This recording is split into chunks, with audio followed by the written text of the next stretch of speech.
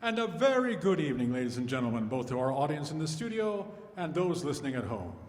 Welcome to Across the Years, the program where our studio audience, the Elleston Trio, offers a selection of popular music from days gone by.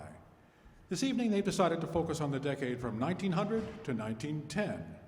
They'll begin with that bestseller from 1908, Won't You Come Home, Bill Bailey?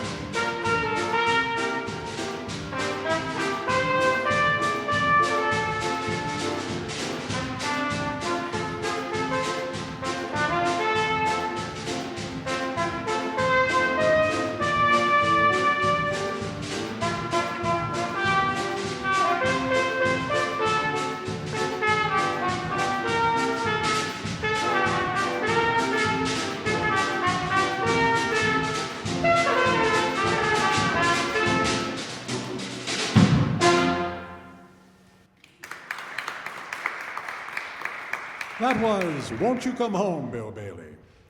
Next, the trio has opted for a change in tempo. This tune was originally an English folk melody, but you'll find it sounds quite a bit different when played in the style of New Orleans jazz. Let's hear St. James Infirmary.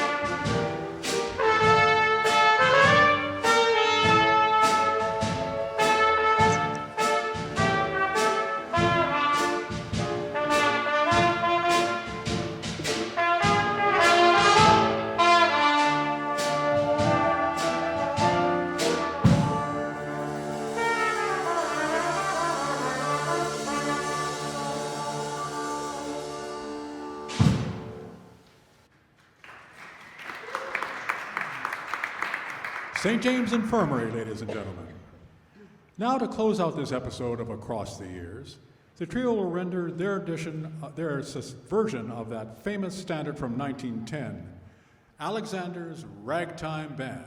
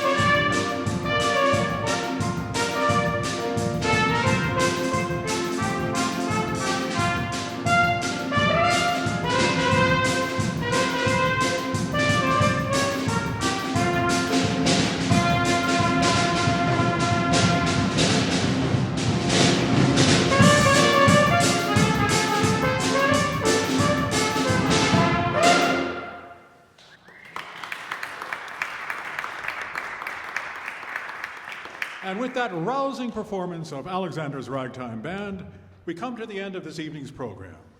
Be sure to join us again next Tuesday for another episode of Across the Years on the Interesting Theater Radio Network.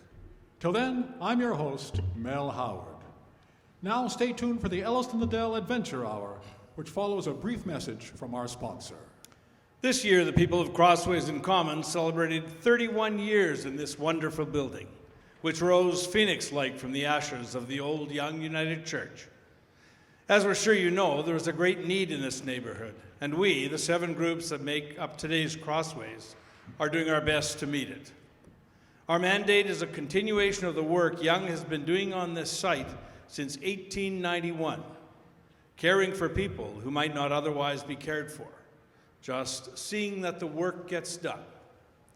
If you want to know more about who we are and what we do, you can drop by to chat or visit our individual websites as listed on the back of your program.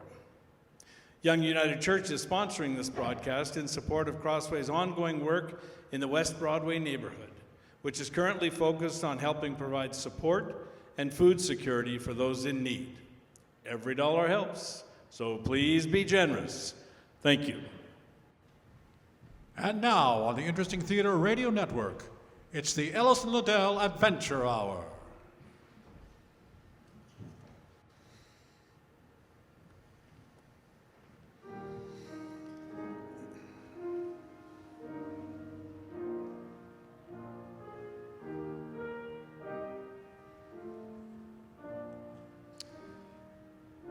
Good evening, ladies and gentlemen, and welcome to another Elleston Liddell radio adventure.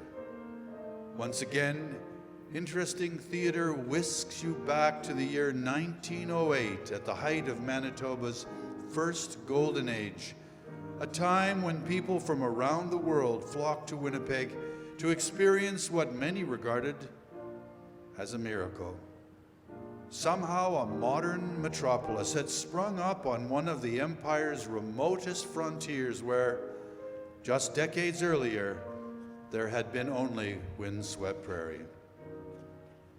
Tonight's episode, for those in peril on the sea. It's been 6 weeks since Pamela was drugged and kidnapped by Toronto gangsters. Although Elleston was finally able to rescue her, her dearest friend, Phoebe Johnston, was killed while saving her life. In an effort to help Pamela recover from the trauma she suffered, Elleston has booked a cruise on Lake Winnipeg aboard the steamer SS Premier.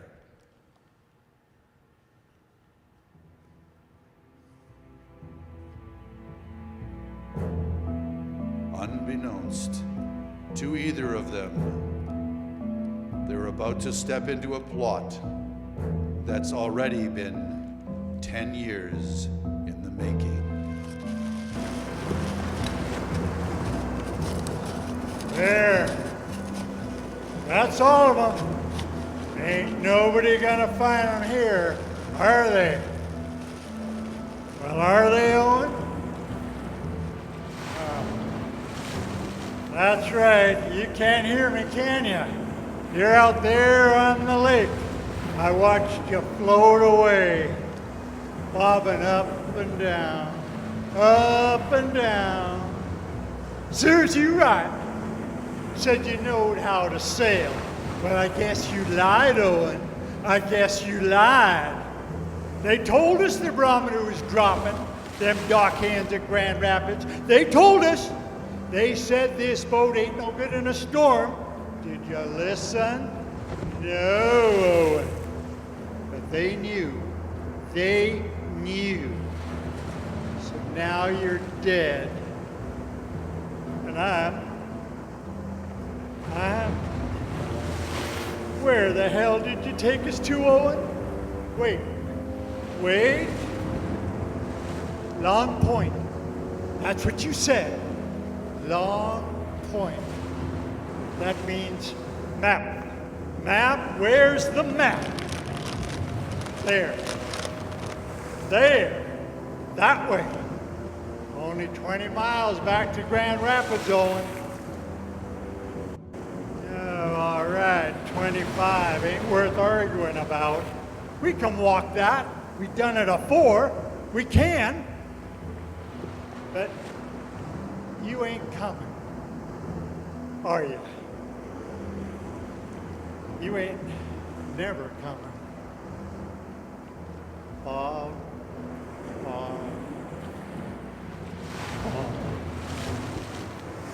All right. I'll go my own self.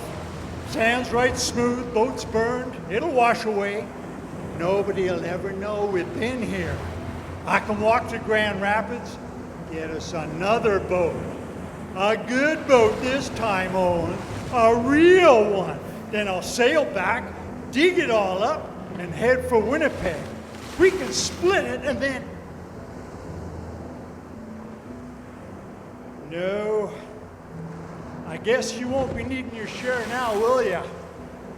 No way to spend it out where you are now, is there? Pickerel can't use gold, I bet. Oh, sorry. Why, I'll give your share to Helga. That's what I'll do. Lord knows she deserves better than the two of us. She surely does. Well, I better get going. You take care of yourself, Owen. Maybe keep an eye on the beach while I'm gone. If you still got eyes. No, No, don't think on that. Don't. Just start walking, Billy McGee. Just start walking. So long, Owen. So long.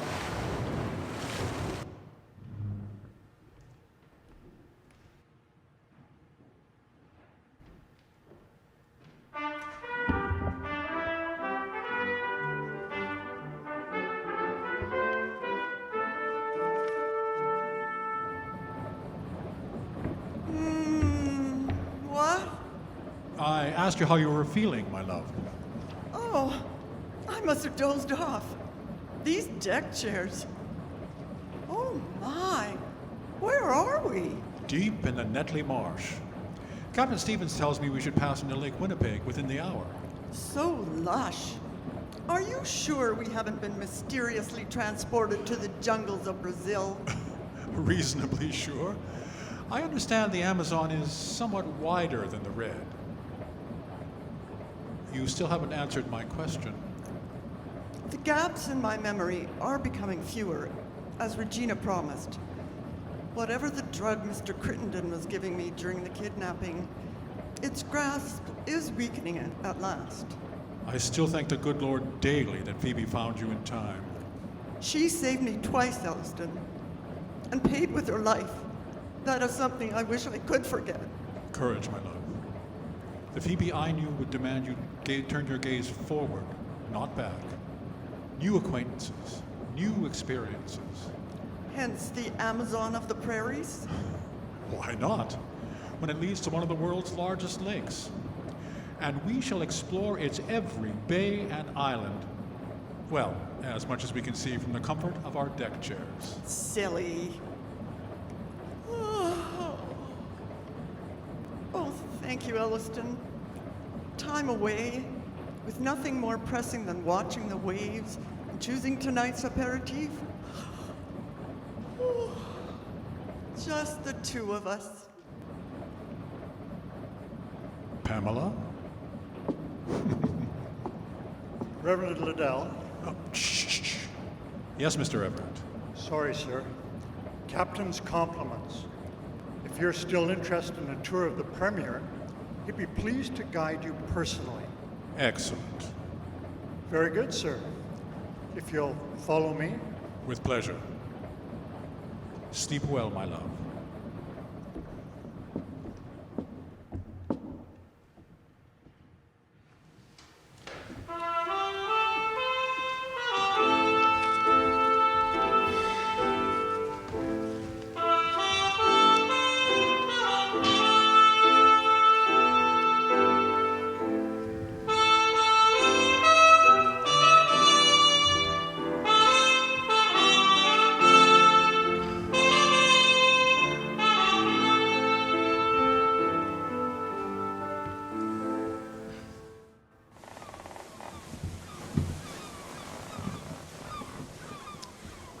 One can't say they've truly experienced Gimli without visiting Turgeson's store, Mrs. Liddell. An absolute exemplar of our Icelandic heritage. It was fascinating. Thank you, Mrs. McGee. There's so much to learn about this province. Oh, there he is. Hello, Elleston. Hello, darling. I was just about to send out a search party. Oh, I quite got carried away. Mrs. McGee was telling me all about New Iceland. Oh, Helga, please. After all, we are going to be shipmates. And you must be the famous Elleston Liddell Pamela has been telling me about. At your service, Mrs. McGee. And may I introduce Major Francis Jeffords, late of the United States Army. He'll be joining us on our little adventure. Oh, pleasure, Mrs. McGee. And what brings you so far north, Major Jeffords? Oh, catching up, ma'am. I was stuck behind a desk most of my career, so I thought it time to do a little traveling. Always wanted to see some of Canada, and now I have the chance. Well, welcome, Major, welcome. You won't be sorry you came. I promise you that. Captain's compliments, folks. We'll be getting underway soon. If you'd like to come back aboard. Oh, certainly. Ladies, after you.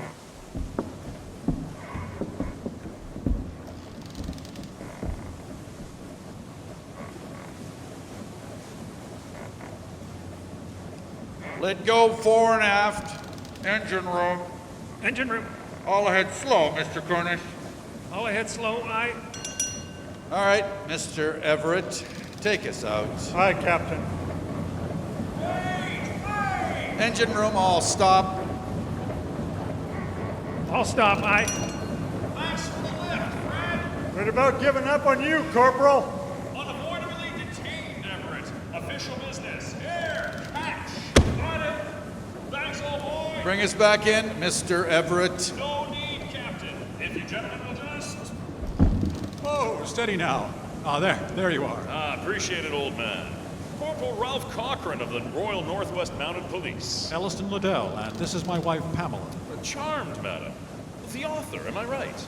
I've just finished the case of the Atherton jewels. Ripping yarn. Thank you, Corporal. Not at all, Reverend. Credit where it's due, I say. Well, the sun appears quite past the yardarm. Shall we continue the introductions over drinks? Did you not say official business, Corporal? I did, Reverend, I did. Happily, I was off duty the second my feet left the dock. Shall we? Oh, Everett, when you've a moment, I've something I need you to look over. Of course, Corporal Cochran. I'll stop by your cabin later. Quite dashing. Rather like one of your Reverend's heroes. I suppose. There's something about him, though.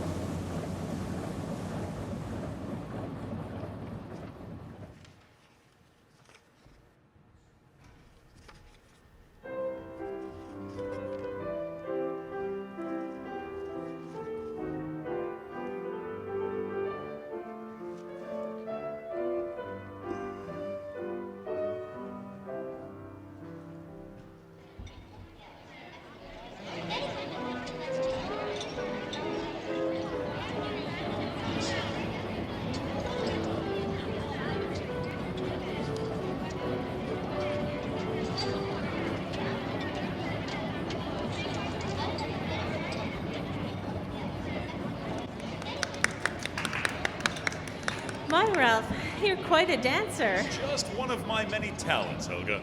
Can I freshen anyone's drink? Oh, absolutely. Come along. Well, these seem to be getting on famously. They certainly do. You play very well, Major. Why, thank you, Mrs. Liddell.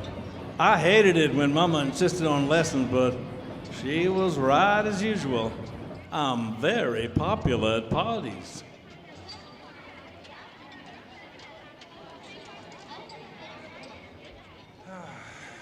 You're awfully quiet, Reverend Liddell. Oh, I'm sorry. I was just thinking about how familiar this all is. Y'all sailed on the premiere before, Reverend? Oh, Elleston, please.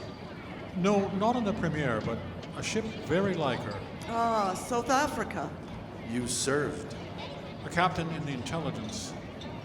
When my tour finished, I needed to clear my head. So I decided to take the long way home. The Narden was a coastal steamer. We stopped at almost every port in Western Africa on our way north, carrying passengers and supplies. I quickly discovered I needed to be doing something, so I learned to handle the small boat we used to land goods where there was no proper dock. It's also when Elleston wrote his first book. The Broken Land, yes. A memoir of sorts, if a 25-year-old can make such a claim. I seem to recall Mr. Churchill had no trouble making it. Point taken. The Lord and I have had a number of discussions about the sin of false modesty. Given the fact that I outsold him last year. And the year before that. Thank you, my love. In any event, it was during the writing that I came to the realization that I'd received a call. So when I returned to Canada, I resigned my commission and entered seminary. No, Ralph. If you read the Icelandic sagas closely, the evidence is plain. Oh, come now, Helga. Evidence of what, Mrs. McGee? Helga is firmly convinced that her Viking ancestors visited Manitoba centuries ago. Well, actually, there have been a number of monographs on that subject. No incontrovertible proof, of course, but enough to warrant further investigation. Thank you, Reverend Liddell. You see, that's why I'm on this voyage. I've been studying this subject for a while now. The sagas, explorers' accounts, Hudson Bay documents. Now at last, I think I may have found proof. Real physical evidence. Indeed, Mrs. McGee. Pray do enlighten us. Well, a couple of months ago, there was a story in the Free Press. A trapper walked into the Hudson Bay Trading Post at Grand Rapids with a nugget of gold. Said he'd found it on Long Point. Good heavens! Another Klondike? I shouldn't think so. Geology's all wrong, as I recall. Precisely. And the HBC doesn't use gold to buy furs. Nope, based on everything else I've collected, this just adds to my belief that Vikings could have reached Lake Winnipeg. While I admire your enthusiasm, Helga, when you've served in the North as long as I have, you've seen far stranger things than a misplaced lump of gold. I fear your little expedition may turn out to be a waste of time. Don't you be so sure of that, Ralph Cochrane. When I find Viking gold on Lake Winnipeg, all the people who have laughed at me will be eaten crow. You see if they won't. All right, I surrender. Helga, if there is gold on Long Point, I'll be the first in line to applaud your determination and help serve the crow. Oh, Ralph. Nicely parried, Corporal. Indeed. Oh, well, I'm for a nightcap and in our cabin. Brandy and coffee, everyone? Sounds lovely. Excellent. Steward!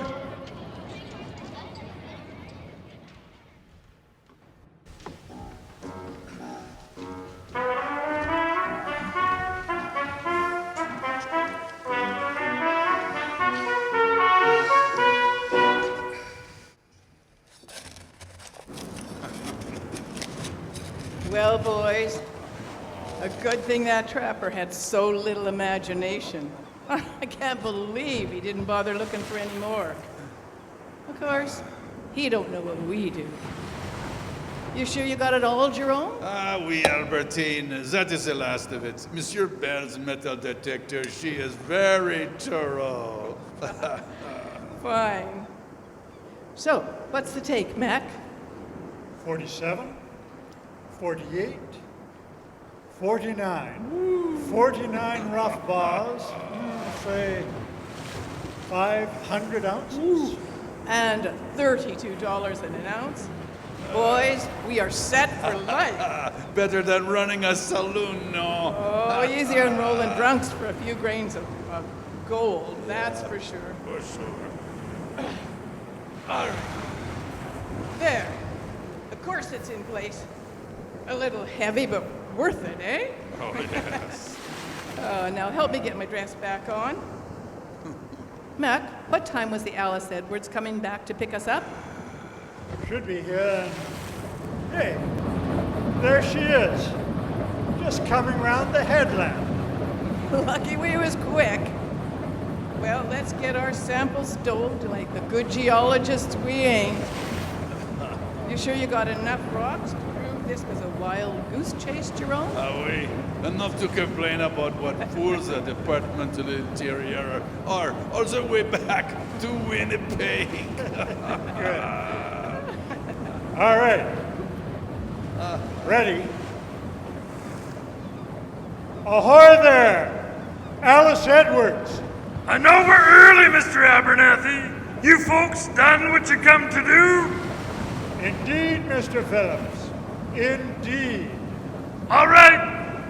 Blanchette, take the gig over. Oui, monsieur. Did you have any luck? Ha! Found exactly what we expected. Gold? Ha! Rocks, Mr. Phillips. Lots and lots of rocks.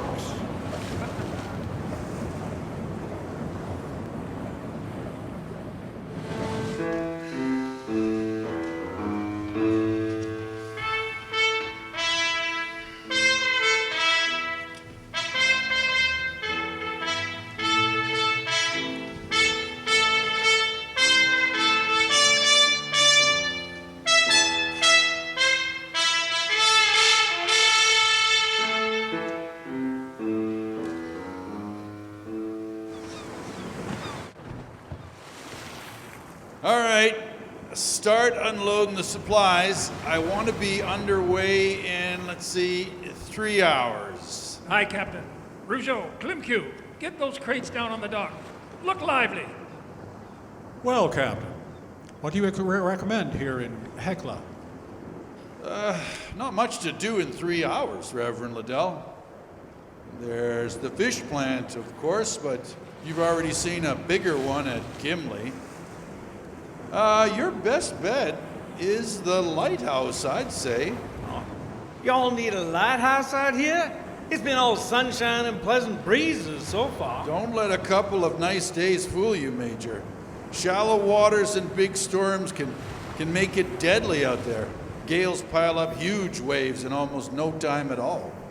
I've been sailing Lake Winnipeg for almost 30 years, and there hasn't been a single season where we haven't lost at least one ship. Well, it sounds like the lighthouse keeper will have some interesting tales to share. Yeah, that he does, Reverend Liddell, that he does. Oh, wait. There he is. Magnus Salmonson. Over here. Morning, Captain. Magnus, these gentlemen were wondering if they could take a tour of the lighthouse while we unload. Sure. This way, gentlemen. Now, she was built in 1898 and a good thing. Traffic's been up every year since, and I don't see that changing anytime soon. You must be seeing some competition from the railways, surely. Good for the farmers out on the prairies, I don't doubt. But the north, look you, Reverend, they started building that line to Hudson Bay in, what was it, 1891, and the use now got to the Pas, 26 years, and they haven't even started the hard part. Nay, you mark my words, the route to salt water is still where it's always been, right out there on that lake, and will be for years to come. Well, Mr. Solomonson, I hope you're right. I suppose it's the writer in me, but I find a certain romance in having a great inland sea available to us right here in the middle of the continent. I fear our 20th century infatuation with technology and speed is leading us to overlook such treasures. You'll hear no argument from me, Reverend. Tell me, Solmonson, what do you think about this story of gold at Long Point? Oh, it's the talk of every port on the lake, that's for sure. But just that. Talk. Truly. No rush to strike it rich? Sensible folk got better things to do than swallow a yarn like that. You mark my words, just like I told them government fellows who came through last week. No matter what old Flett found, there ain't gonna be no strike at Long Point. Government men? Geologists from the Department of the Interior, they said, ordered to investigate. Wasted taxes, if you ask me. And they'd hired a ship. Yeah, Ellis Edwards out of Riverton. Harney Phillips was happy to take their money, I can tell you. Here we are. You step those stairs, gentlemen, and I'll show you the light. So, Frank Oliver is taking this seriously. Frank Interesting. Oliver? He's the Minister of the Interior. I know him slightly. Well, perhaps there's something to Elga's idea after all. Could be, Reverend Liddell. Could be.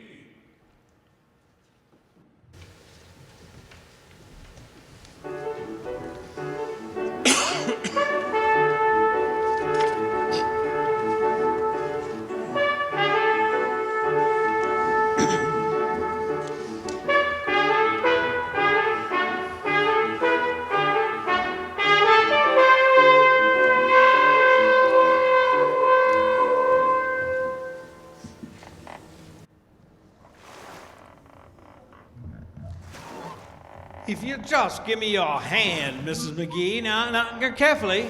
The rocks are mighty slick there. Ah, good. Thank you, Major. Here's the picnic basket. Wouldn't want to lose that. Ah, good. I have it. And now you, Pamela. All right. Thank you, Mr. Everett. I think 2 hours should suffice. If you could return at 3. 3 it is, Reverend Liddell. Enjoy yourselves. Oh my, isn't this mysterious looking? Well, Mr. Salmonson said the cave at Pine Dock was not to be missed. He was clearly right. Through here, I think. Oh, it's beautiful. Oh, I see. Well, it's a cleft in the rock. How deep do you make it, Elleston? Oh, a good 25 feet, I should say. A natural cathedral. Thank you, Lord, for revealing another of your wonders. It's so calm, almost otherworldly. Get down! Your arm? As American as apple pie, my dear Elleston. Which direction? Above right side, I think. Everybody stay against the wall. Pamela? I'm fine, Elleston. As am I, though Major Jeffords appears to have a hole in his jacket. Well, now what? Hello? Elleston, what are you doing? Get back. It's most likely a hunter. If not... I'm ready. There are people down here. Is there anyone up there? Did you hear anything? No. Whoever it was appears to be gone. Perhaps sound doesn't carry well up out of here. Possibility, I suppose. So much for a relaxing afternoon. Oh, it doesn't have to be a waste. After all, even if unplanned, we found a beautiful spot. The picnic basket Chef Wheel packed for us seems relatively undamaged. I say we have our luncheon just as we intended. Pamela, you never cease to amaze me. I second the motion. Very well. All in favor? Passed. Helga, help me lay our feast out. Gladly, Pamela. Elleston, a word. Yes, Francis? I assume you noticed I had stepped in front of Mrs. McGee just as we heard the shot. I did. You think it's significant? I don't know, but as an old intelligence officer, I'm sure you all can relate to my suspicion of coincidence. I take your point. I recall telling Pamela not long after we met, where Liddell goes, adventure follows. A jest, I thought. Very well, Major. Vigilance shall be the order of the day. It's most likely nothing, but a wise precaution nonetheless. Indeed. If one of you gentlemen would care to open the wine, luncheon is served. Coming, my love.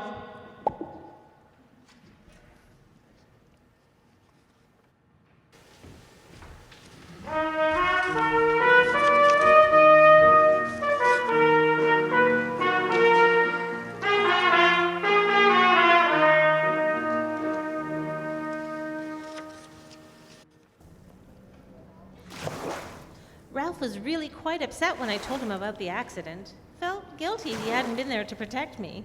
Truly? It wouldn't have made the least bit of difference. Oh, I know. But it's nice to have a man fuss over me. It's been a long time. Will there be anything else, ladies? When is last call for dinner, Stuart? In half an hour, Mrs. Liddell. Oh, in that case, I think I'll wait. Helga? Do you have any more of that, Foyne's beer? We do, Mrs. McGee. I'll have that then. At once. I'll have to tell Patrick Shea that his creation has reached the wilds of northern Manitoba. Please do. Coffee-infused beer. Just the thing Billy would have liked. Billy, your late husband? That's him. Thank you, Stuart. Nothing like your Elleston, of course, but I could have done worse. So, not love at first sight? More like desperation. My folks wanted me married off, and I surely wanted out of that house. So, when my father offered Billy a good job with the Hudson's Bay if he'd marry me, I said yes. It sounds terribly transactional. Now, don't take this the wrong way. I can see you and Elleston are deep in love. But for women like me, marriage isn't likely to be a fairy tale. Yeah, transactional sounds about right. Helga, I'm sorry if I... Oh, I'm not offended. I did fine. Billy wasn't home much, didn't beat me when he was, and was good about sending money. I heard he strayed from time to time, but overall, we both got what we wanted. How did you lose him, if you don't mind me asking? Now there's the story. Him and my brother Owen were bringing a shipment of furs down from Edmonton House on the York boats. When they got to Grand Rapids, they took it into their minds to hire a boat and go out for a joyride. Of course, neither of them knew a damn thing about sailing. Got capsized in a storm, they figure. What was left of Owen melted out of the ice at Limestone Bay the next spring. Billy got to shore and managed to walk back to Grand Rapids, but the doctor said he was raving by the time he made it, and he died the next day. Your husband and your brother. Oh, how horrible. Yeah. I didn't even find out till I got a letter from the company saying I had a pension. That was 10 years ago now.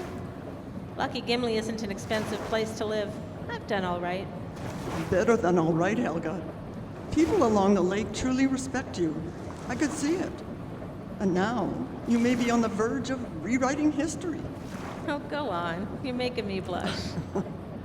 And on top of it all, a not at all secret admirer. Congratulations, my dear.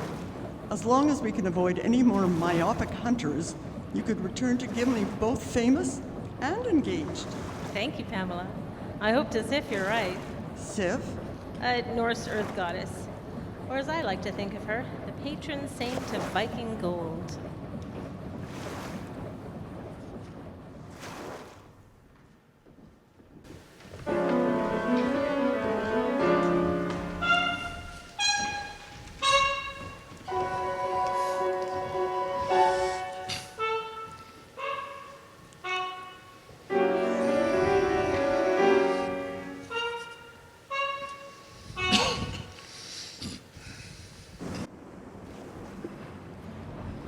Sorry to wake you, Captain, but it's getting a bit dirty out there. So I see, Mr. Everett. Where are we? Gale's pushing us hard southwest and make us at least 15 miles off course. So we're not going to make Barron's Island. Not tonight, sir. No. Very well. Come to 290 and try to hold her there. 290. Aye, Captain. Engine room. Engine room. We're barely making way, Mr. Cornish. All ahead full. All ahead full. Aye. Sparks. Aye, sir. Get a message to Barron's. Tell them we're running for shelter at Reindeer. Running for Reindeer. Aye, sir. Sorry to bother you, Captain, but I thought I'd seek some clarity about our situation. Passengers are becoming somewhat anxious. There's nothing to worry about, Reverend Liddell. Truly, as dangerous as things might seem, I can assure you the Premier has weathered far worse. However, I think it best if everyone stay in their cabins. We'll be in the lee of Reindeer Island soon, and things will calm down substantially. Thank you, Captain. I'll pass the word along and... SOS? What ship? Sending now. Ellis Edwards. Taking on water. Where away? 52 degrees, 12 and a half minutes north.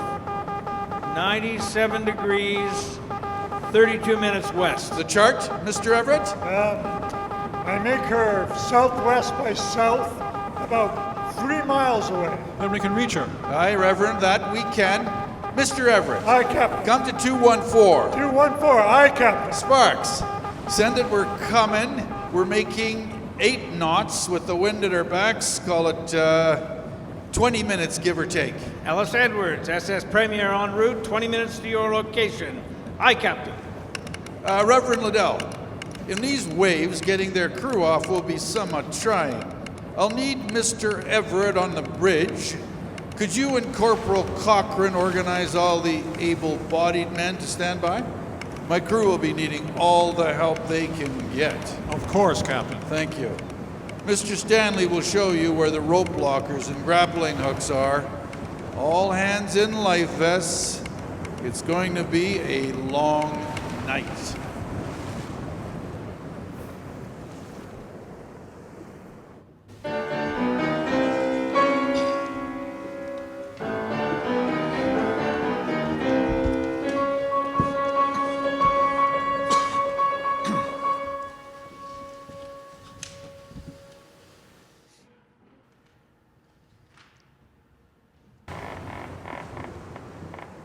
Wait till she comes up. Wait. Jump. My God, Elleston, this is... I know. All right, Mr. Adams, how can we help? The water's already above the damper. With no fire, with no power. The manual pumps are the only thing keeping us above water. Right. Corporal, the Major and I are going below to see what we can do to keep the Alice afloat a little longer. Can you stay and help the crew with the transfer? Not to worry, old boy. We'll get them off. Thank you, Corporal. Pamela! Yes, Elleston? The Major and I are going below to help. We shan't be long. Be careful. We shall, my love. Very well, Mr. Adams. Lead the way. All right, folks, let's get you to safety. We'll start with the ladies. You, ma'am, if you'll just tie this rope around your... Albertine. If it ain't Ralph Cochran.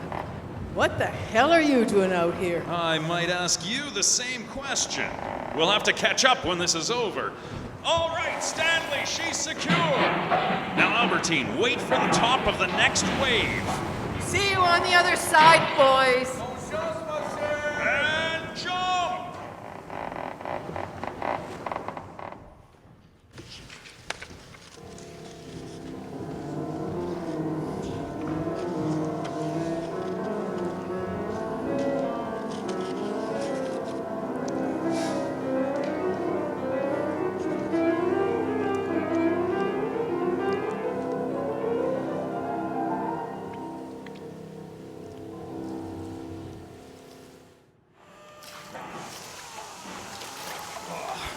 The leak must be a bad one, Mr. Adams. You're right there, Major.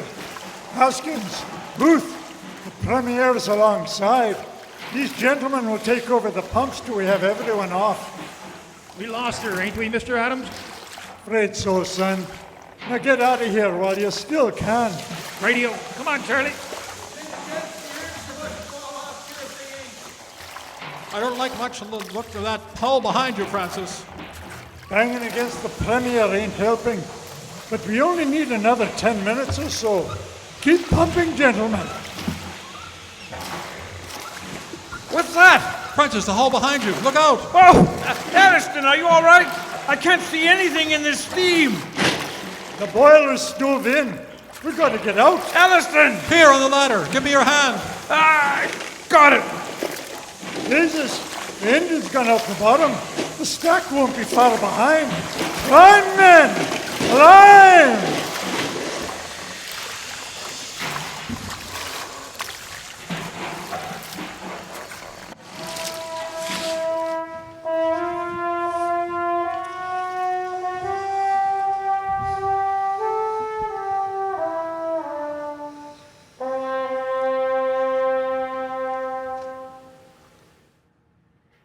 We'll return to For Those in Peril on the Sea after a brief intermission.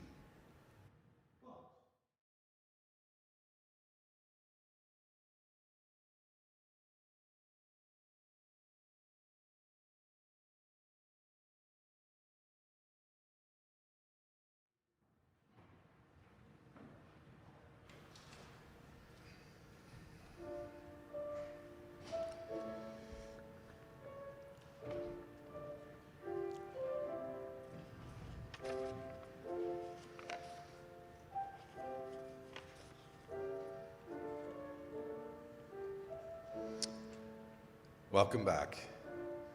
Well, a great deal has happened since our evening began, has it not? Viking gold, a suspicious shooting, a terrifying storm, and now a shipwreck.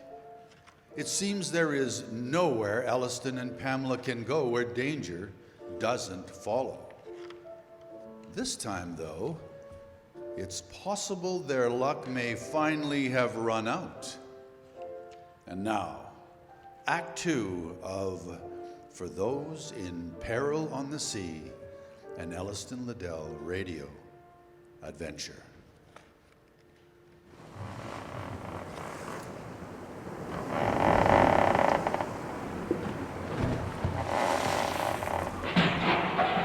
I got you, Corporal. Over the railing now. Thanks, Captain. Did anyone else? She went down too fast. You're the only one we saw in the water. How many? The two geologists, plus whoever was still below decks. Damn! Ralph! Oh, Ralph, I was so worried. Oh, there. A little banged up, but I'm fine, Helga. I'm fine. Corporal? Oh, Mrs. Liddell, I didn't see them. It's pitch as black out there in the waves. Oh, I'm so very sorry. I'm quite sure there was nothing more you could have done, Corporal. Captain, my husband is an enormously resourceful man. If there was any way to escape that ship, he would have discovered it. If they're out there, Mrs. Liddell, we'll find them. You have my word. In the meantime, perhaps you should get some rest. Thank you, Captain, but I simply couldn't. I should go mad with worry. Helga, perhaps we can help make our new guests comfortable. Of course, I'd be happy to. And me, Surely after your ordeal, Miss... Narcisse, Albertine Narcisse. Weren't much of an ordeal compared to what you're going through, ma'am. I'm a cook. I could help out in the kitchen. Thank you, Miss Narcisse. I'm sure Chef will... I'm afraid not, Mrs. Liddell. I beg your pardon, Corporal? Captain, I'm afraid I'm going to have to ask you to place Miss Narcisse under arrest. Arrest? You lost your mind, Ralph? I ain't done nothing. You know each other? Oh, yes, dearie. Ralph and me go way back. Now see here, Corporal, I'm in command of this vessel. Captain, this is a criminal investigation. While I'm on board, I have the Crown's authority. Albertine Narcisse, I'm placing you under arrest on suspicion of robbery and receiving stolen goods. Stolen goods, Ralph? What stolen goods? I'm sorry to have to tell you this, Helga, but 10 years ago, a shipment of gold was stolen in Dawson City. The two suspects were your brother, Owen Cuthbertson, and your husband, Billy McGee. You're Billy's wife? Well, if that don't beat all. Billy? A thief? No, that can't be true. I'm afraid it is. Back then, I was on my way to arrest them, but they both died before I could reach Grand Rapids. Then you think the trapper's gold nugget came from this shipment? It's a reasonable conclusion, Mrs. Liddell. Billy and Owen hired a boat that was never found. They could have made it to Long Point. But what has that to do with Miss Narcisse? I really wanted to spare you this, Helga, but Billy and Albertine were intimate back in Dawson. Oh, why, you slimy son of a bitch. Now that she's shown up here with her geologist friends, I'm beginning to think she was part of the gang from the start. Did you find it, Albertine? I ain't saying a word to you, Ralph Cochrane. Not now. Not ever. We'll see about that. Captain? I'm sorry, Miss Narcisse, but Mr. Stanley, take her to the brig.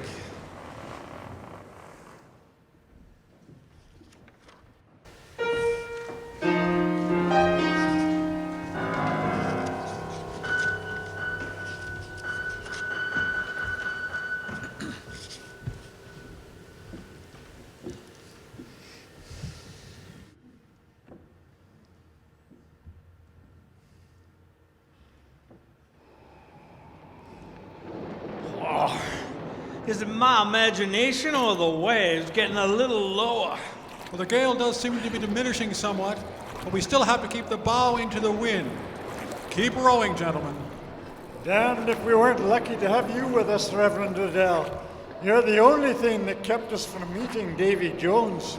Well, the first officer of the Narden always told me that handling a small boat is like a landlubber riding a bicycle. Once you learn. Give me a little more on the starboard side, Francis. Aye, Captain. You all learned pretty well, I'd say. Thank you, gentlemen. Well, from the compass and what I remember of those charts, Reindeer Island should be in that general direction. That's most likely where the premiere will be. Unless they think we went down to the Elleston. Oh, it's only been a couple of hours. They'll still be searching. Pamela will see to that. Pamela? The Reverend's wife, Mr. Adams. in my experience, a very impressive woman. She truly is. Having almost lost each other recently, I guarantee she won't let them give up anytime soon. So tell me, Mr. Adams, the Ellis didn't strike me as at all suited to this kind of weather. Why didn't the captain seek shelter when it started to blow up? Abernathy, the government man, promised us a big bonus if we could get them to Gimli by the 5th. Captain figured we could outrun it, but the wind pushed us too far inshore. We caught a reef, couldn't find the damn leak, and, well, you know the rest. It's kind of unusual for a government man to offer a bonus like that. Yeah, but that wasn't the only thing unusual about him. Indeed. The two of them claimed to be geologists, and the woman their cook. Well, I did a little surveying when I was a lad, and the kid can't have changed that much. As for the woman, you couldn't have two eyes and not see who was really the boss. But they was paying cash and give us no trouble, so it was none of our business. Besides, she is a right fine cook, that gal. They bring anything back with them when you all picked them up at Long Point, was it? Sample bags. Rocks, they said, to show their bosses what a fool's errand this was. And yet, they were in such a hurry to get back, they'd risk a storm? Unusual doesn't begin to cover it. Y'all recall our discussion about coincidence back in the cave? I do, Francis, I do. It appears there's much more here than meets the eye. When we get back, we'll have to do a little... Light! Ho! We're away! Off! To port! It's... Thank God in His infinite mercy. It's the premiere.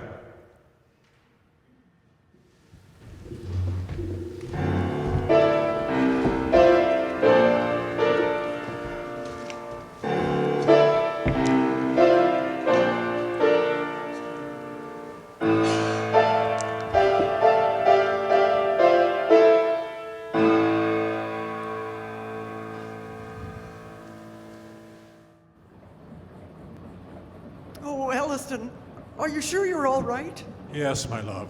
I promise. Just very tired.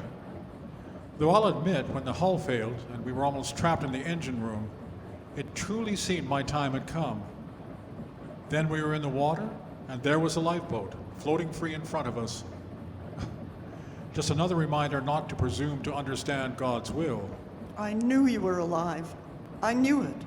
Your confidence humbles me, my darling. Would have been a long row if you hadn't been able to find us.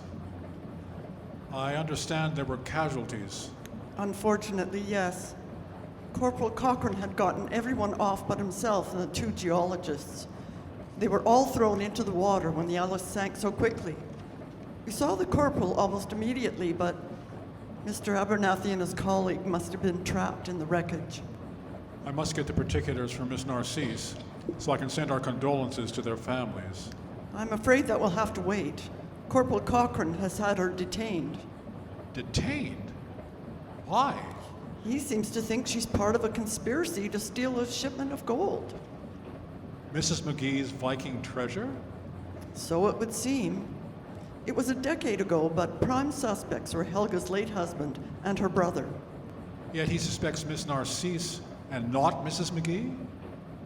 Interesting. Indeed. Despite their obvious attraction, one would think Corporal Cochrane would have at least asked her the question. Just so. It seemed apparent on the deck of the Alice Edwards that the corporal was surprised to see Miss Narcisse here. So if he's aboard as regards this case, he must have been following... Helga? If he thinks she undertook this trip because she has some information about where this gold is... That could also put the incident at the cave in a different light. An attempt to frighten her into giving up her quest? No. No, that makes little sense. More likely a chance to act the protector and gain her trust. A better possibility, but this animus is not like you, Pamela. I know. But there is something about him, Elleston. Something not right. I recall remarking on it to Helga when he first came aboard. I see. Tell me, do you happen to know where the corporal is now? I think I should like a word with him. He went to the brig immediately after the arrest to interview the suspect. Well, if what you think is true, I fear that may not bode well for Miss Narcisse. Shall we go?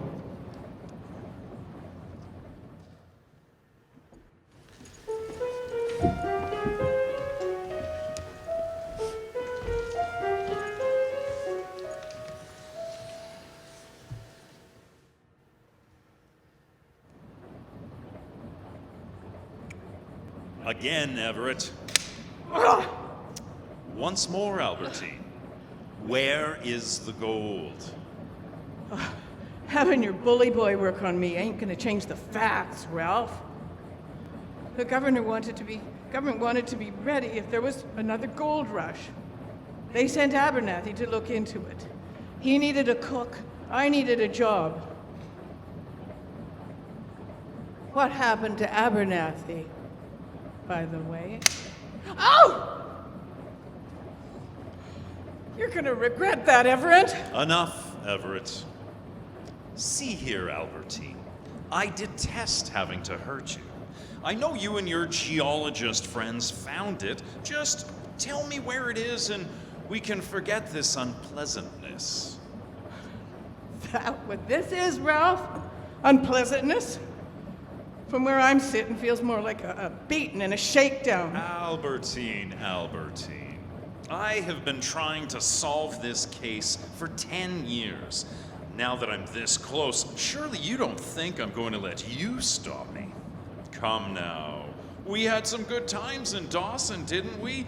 Just tell me where it is and I might even be able to arrange a reward.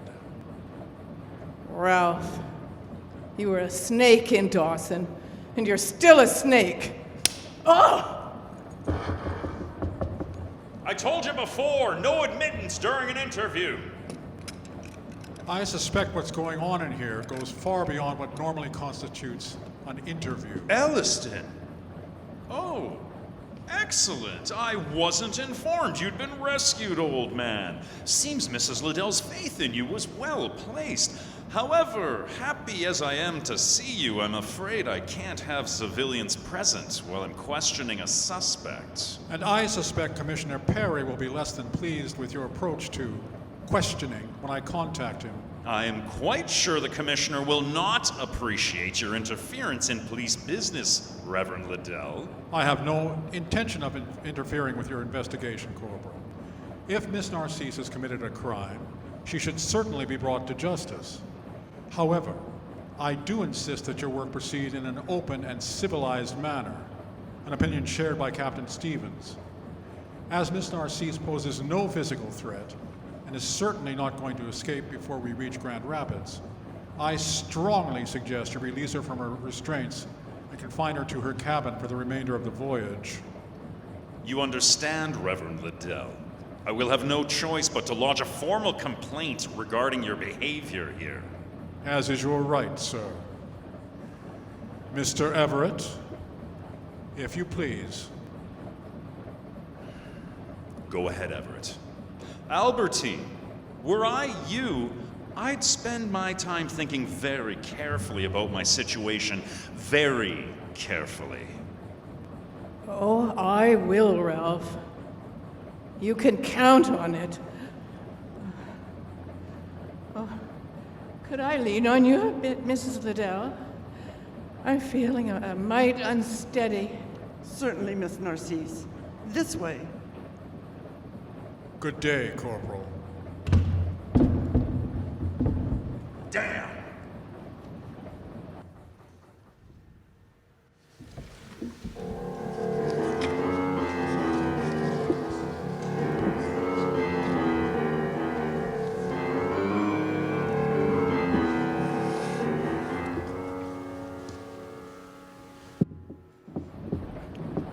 Do you have any idea what's going on here, Elleston? Very little, my love, beyond the obvious fact that both the Corporal and Miss Narcisse know far more than they're letting on. The corporal's unlikely to volunteer any further information after our little scene at the brig. Let's hope that we can convince Miss Narcisse to be more forthcoming. Who is it now? It's Elleston and Pamela Liddell, Miss Narcisse. May we see you for a moment? Well, not that I can keep you out, can I? Thank you, Miss Narcisse. We wanted to say how sorry we are about your treatment in this unfortunate situation. What do you got to be sorry about, Reverend? You're the one who got me out before they did any real damage. How are you feeling, Miss Narcisse? Oh, Helga, Mrs. McGee patched me up and apologized for her boyfriend's behavior. Out of character, she assures me. She has no idea. It seems you and the corporal know each other quite... You mean in the biblical sense? I promise I didn't mean to... Oh, don't get yourself in a lather. We're all grown-ups here, ain't we? Sure, I knew him. It was back in Dawson City. I was running the saloon where he did his drinking and other things. I ain't embarrassing you, am I, Mrs. Liddell? Oh, these days I doubt there's anything you could say that would embarrass me, Miss Narcisse. As you say, we're all grown-ups here. Atta girl. You got yourself a real live one here, Reverend. And you can call me Albertine. Miss Narcisse was my mother. Yes. Yes, well, you were telling us about your experience with Corporal Cochran. Right. He was one of the Northwest Mounties who was supposed to make sure the gold miners behaved themselves up in the Klondike. For the most part, that's what they did. Oh, they could get rowdy when they was drinking, as men do. But for the most part, they was a decent lot. Ralph, though? Ralph's something else again. In what way, Miss Albertine? Well, I'm sure you noticed he can just about charm the birds out of the trees when he wants something. Just ask Helga if you ain't. But he's also got him a real mean streak. The men in Dawson learned right quick that you didn't cross him. Your condition makes that much apparent. But is he also dishonest, do you think? Smart girl, your wife, Reverend. Yeah, he's crooked.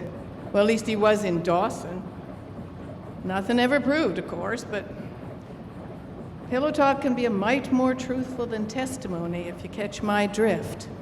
I see. So you think he has a more than official interest in arresting you? Mm-hmm. I'd say there's more than a passing chance. Billy and Owen drank with him more than once before they left on that last trip. If he thought Billy told me something when we was, you know. And did he? You'll excuse me, but it would explain why you're here. Well, as it happens, he didn't. But it wouldn't have been too hard to put two and two together after that trapper found the nugget. If you say so, Mrs. Liddell. Abernathy figured it was worth looking into, and the saloon business in Dawson had pretty much dried up. So I signed on. No government involvement then? Reverend, there's one thing you learn during a gold rush. It's anything that keeps the other prospectors off your trail is fair game. Don't seem to have worked with Ralph, though. He does seem convinced the gold is here. Is there a reason for that? Reverend, both you and Ralph searched this boat. What'd you find? Sample bags with a bunch of useless rocks, right? Just like I said. Seems to me none of you want to believe your own eyes. Now, why is that, I wonder?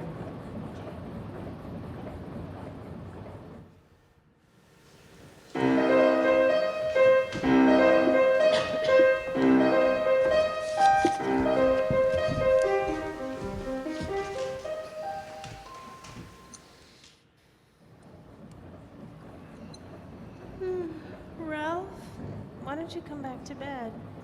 It's that damn Liddell interfering with my investigation. Well, you did get a bit carried away, don't you think? With Albertine?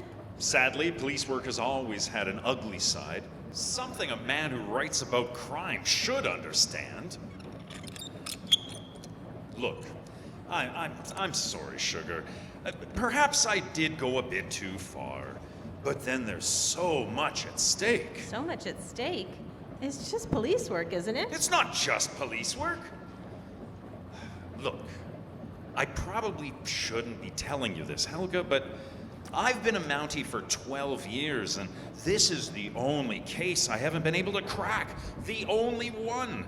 I've never been able to make peace with failure, so I'm afraid I may have become somewhat obsessed.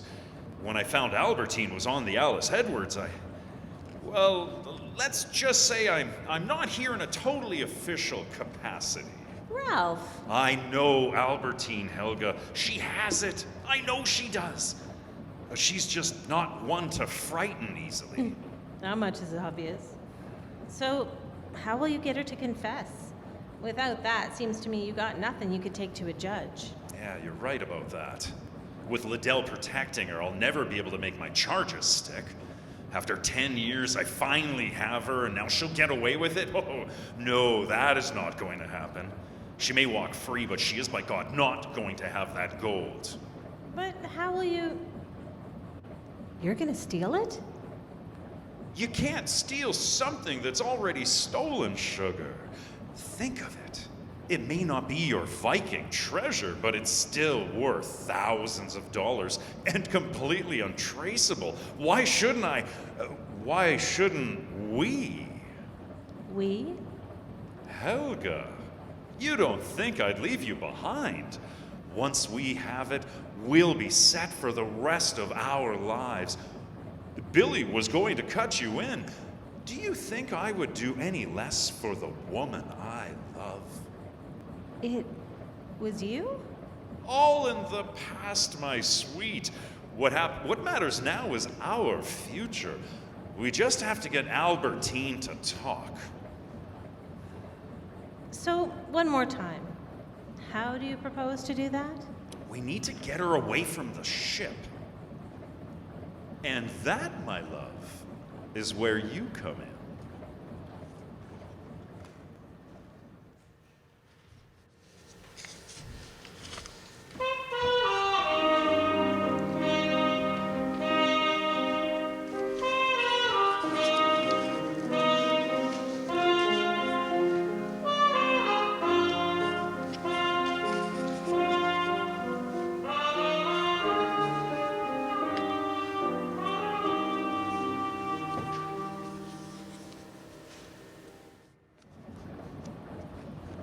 Well, the swelling's going down nicely. Thanks, Helga. I appreciate it. You're a good friend. Well, just between friends. Sweet Jesus, even you? Oh, come on, Albertine. I know Billy and Owen stole it. Only question is, where are you hiding it? I like you, Helga. I really do. But if I found it, and I'm not saying I did, why in God's name would I tell you? Because there's no way you can get it off this ship without help. And supposing I had it, just why would you be wanting to help? Ralph wants me to help him steal it back. Of course he does, the bastard. So? You know him better than me. He's telling me we'll go away together and live happily ever after. Is there any doubt in your mind he'll double-cross me and disappear the minute we get to Winnipeg? And you think I won't? Billy said you were basically honest. He wrote to you about us? Why not? I don't hold it against you. There was never anything between us, but he was grateful enough for the job to keep supporting me. I'm pretty sure he would have shared it. How do I know Ralph didn't send you here to have this exact conversation? Oh, he did. Make no mistake about that. But I got a better idea.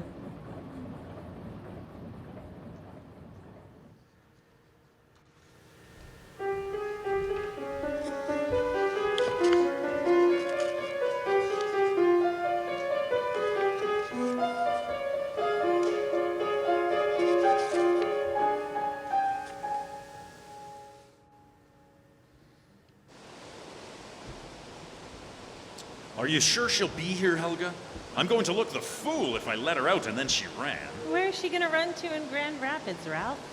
The only way out of here is the lumber boat I hired to take us back to Selkirk. Now get back in those bushes before she sees you. Wait till I make sure she's got the gold, then grab her. All right. You won't be sorry, Helga. Chicago, New York, maybe even Paris. Would you like to see Paris, sugar? Oui, oui, monsieur. Oh, Ralph, I love you so much. Wherever you want to go. Now hide. All right, Albertine. Any time now. Here she comes. Get ready. Albertine! Albertine, over here! Everything go according to plan? Boat's ready to leave as soon as your handcart gets us back to Grand Rapids. You got the gold? Mm-hmm. Oh, God. I'm going to be happy to finally get this corset off. All this time, right in front of us. Well done, Albertine. Ain't it just? How long we got? Well, the whole Portage Railway is 3.5 miles, and the nag that's pulling that flat car has seen better days, I can tell you. We'll be long gone before they finish their tour. So, how'd you get away from him? He really isn't that bright. We had a fight, and I told him I'd walk back. I must have put on a good show. Pamela Liddell even offered to stay with me. That would have been a bit awkward. Well, let's get you up and start pumping. Not so fast, Albertine. Ralph? Helga, you lying bitch. You played me. Billy said you was honest, damn you. Ladies, no catfighting now. Albertine, I told you to think carefully about your situation. You should have listened. Here, Helga, keep her covered. What are you going to do, Ralph? Well, sugar, part of the reason to come out here is that we can get rid of her body in the swamp under this bridge. So after I get her dress off... I don't think so, Ralph. Helga, what? Once a snake, always a snake. Here, help me roll him under the bridge. You're not gonna... There. No, we ain't stopping at his level. Well, not that he doesn't deserve it. There.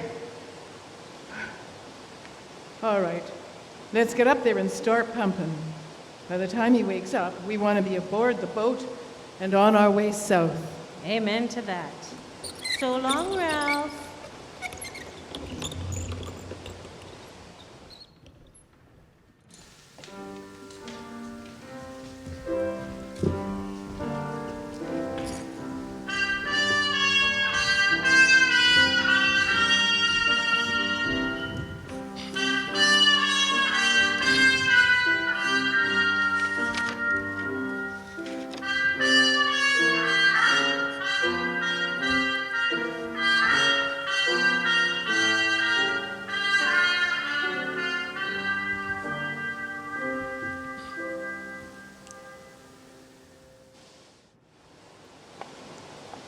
I can see why they had to build this portage. Even the thought of running those rapids is terrifying. Yeah, the Saskatchewan is navigable all the way from the Rockies and then almost impassable in the last 4 miles to Lake Winnipeg. God seems to have a peculiar sense of humor, wouldn't you say, Elleston? You could be right, Francis. I think that... What was that? What, Mel? I heard there, beside that bridge. It's somebody crawling. Hey, by heavens, it's Cochrane. Arrête, chauffeur. Oui, monsieur. Are you all right, Corporal? What's happened? It was Albertine. Miss Narcisse? How? After I left you to make my apologies to Helga, Albertine surprised me. She came up on a velocipede and was waiting, got me with a rock and stole my service revolver. But where is Helga? She was tied to the handcar. Why would Miss Narcisse do that? You should have listened to me, Reverend Liddell. I told you Albertine was a criminal. We have to catch them. Up you get, Corporal. En avant, chauffeur. Vite. Aussi vite que je peux, monsieur. Ce cheval Well, seems this nag's only got one speed. Damn it! If she has a boat arranged, they'll get away. I think not, Corporal. Look at that sky. There'll be no boats leaving Grand Rapids today. Oh, my God, you're right, Reverend. All right, she's armed, but there aren't many places in Grand Rapids to hide. I'll find them, and when I do... You'll all what, Corporal? Why, bring her to justice and rescue Helga, of course. Of course.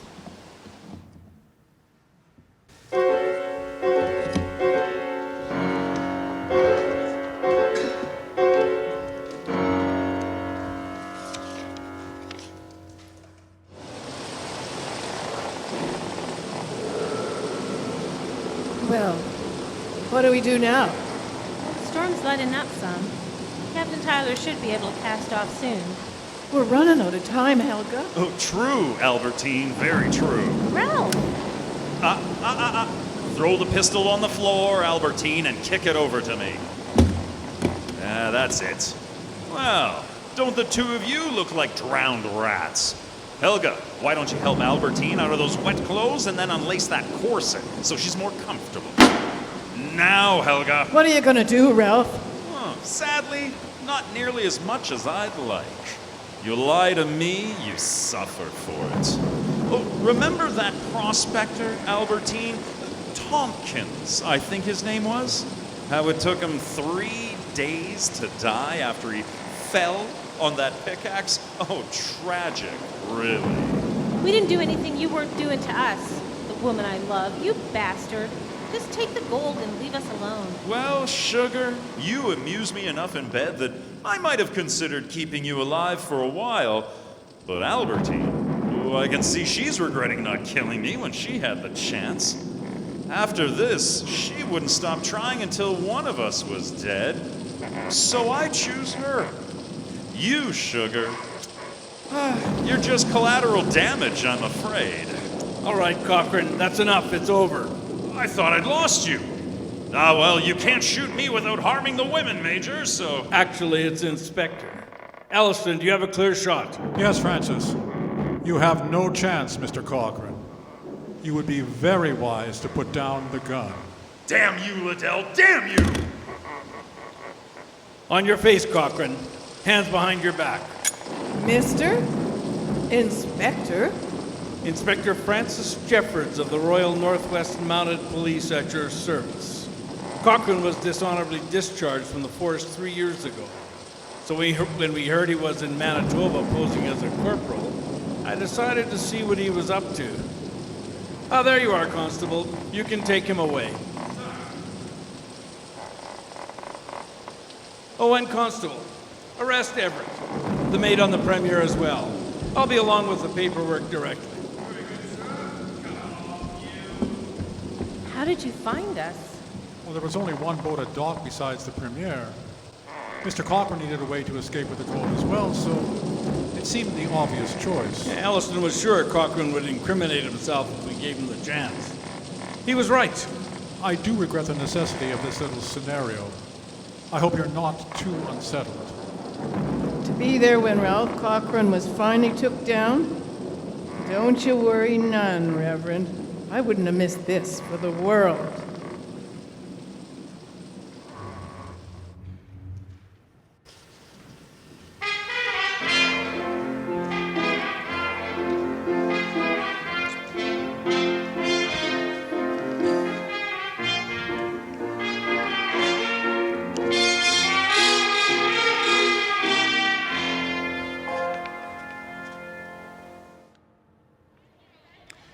Well, Cochrane and Everett are on their way to Winnipeg in chains. The mounted police take a very dim view of impersonating a member, among its many other crimes. What about the gold? Ah, an interesting question. 49 rough gold bars with no identifying marks. Not only no way to prove that it is the stolen gold, no way to determine its provenance at all.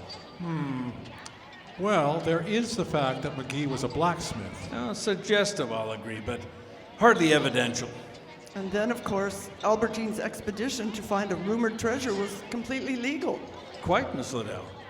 I dare say there'll be some legal maneuvering, but I'm inclined to believe the court will award the gold to Miss Narcisse, and fairly quickly.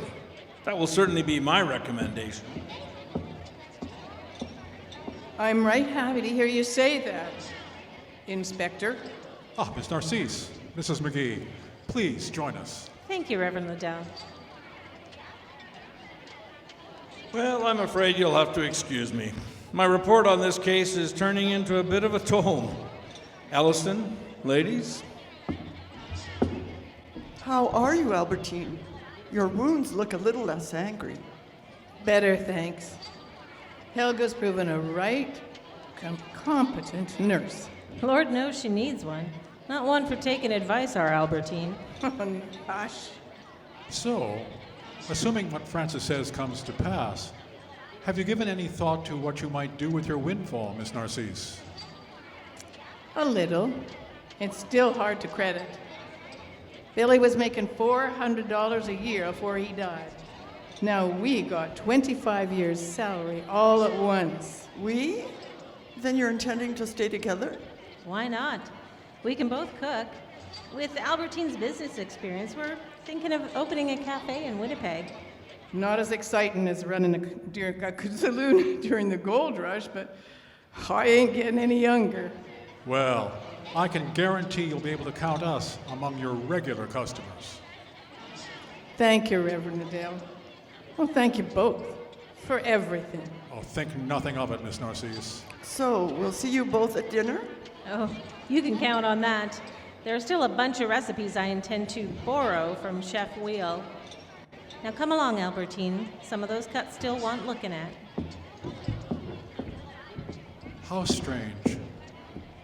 Women whose only connection was a philandering husband, now fast friends. The Lord does work in mysterious ways. No stranger than a minister's wife and someone like Phoebe, one supposes. I'm sorry, my love. I didn't mean... No, Elleston. I'm fine. Mostly fine. No, I wish them only the best, even if I'm a little... Envious? The power of true friendship is remarkable, don't you think? Indeed. I fear I didn't fully appreciate it until James dropped everything to help me find you. Never forget that, my darling. As someone once told me, it's a precious, precious thing. And I love you all the more for understanding. Well, I understand the chef has been saving a bottle of Sauvignon Blanc that should pair beautifully with the caribou tartare he's serving as hors d'oeuvres. Your hand, Mrs. Liddell? With pleasure, my love. Till death do us part. Till death do us part. Amen.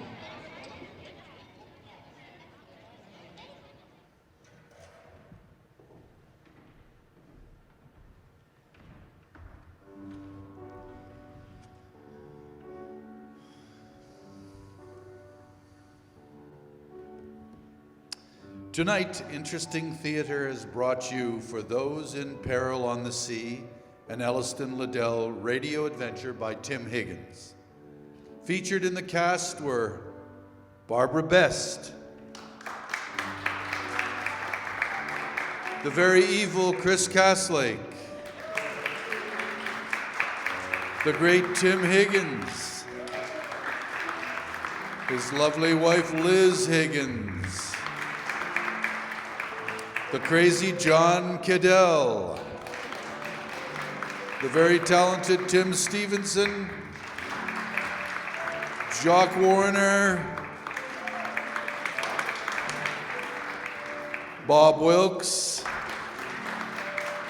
Susan Wilkes, and of course Jock Warner as the announcer. That wasn't loud enough. Sound effects and foley were provided by Tim Stevenson, Peggy DeGagne right here, Rogan Martinson Wilkes over there. Original recorded music was composed by Tim Elias. Images generated by Tim Higgins and Dolly. Live music.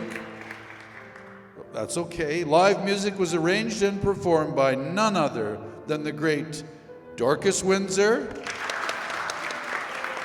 Rick Selwood, and once again, Tim Stevenson. For Those in Peril on the Sea was written and directed by none other than Tim Higgins. You've been listening to an interesting theater radio production. This is Jock Warner speaking. Good night.